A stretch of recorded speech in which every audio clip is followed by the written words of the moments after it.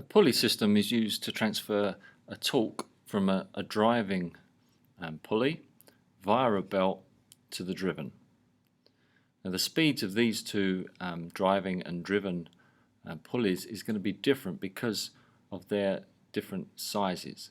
So it's related to the diameter of the pulley.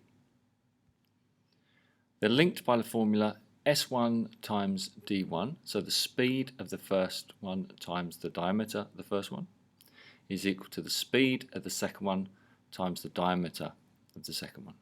And much like the levers, if you know 2 on one side, so if we know this speed and this diameter, if we times those together and we divide by this one, we'll find this one. So to find this, say the speed, let's say we want to find the speed of the second one, we will times these two together and divide by this diameter. So we've got a motor that runs at 1450 RPM and has got a 200mm pulley on it. The machine it's driving needs to run at 1000 RPM, so we need to slow it down. And we want to find the size of the pulley that will slow it down to 1000 RPM. So we've got the two speeds, we've got one of the diameters, and we want to find the other one.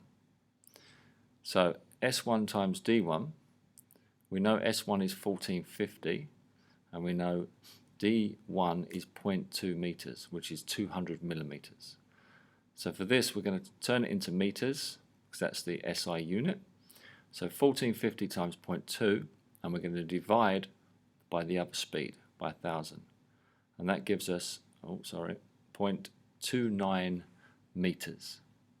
So that's the diameter. So it's a bigger diameter, which will slow down the speed. Now to calculate the speed of cogs, the number of teeth can be used in the formula. So instead of looking at the diameters, you look at the number of teeth. So the speed times the number of teeth on one side will equal the speed times the number of teeth on the other side. There's different types of belt drives. This is the V-shaped belt and pulley. We have the toothed pulley and the flat belt and pulley. Also got different types of gears. This is a spur or a toothed gear.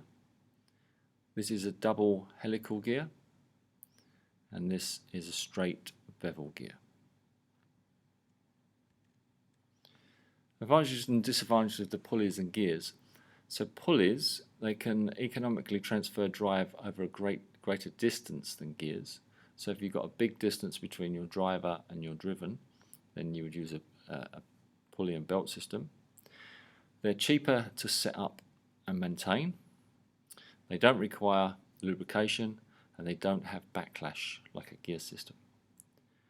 But gears, they're good for changing direction in a drive. They're good for timing. You want to just use a normal belt for timing. They are meshed. The gears are meshed, and they don't tend to slip. They don't need readjusting to maintain drive like a stretching belt might. Over time, it will need to be readjusted. And belts will need to be replaced regularly as they do age.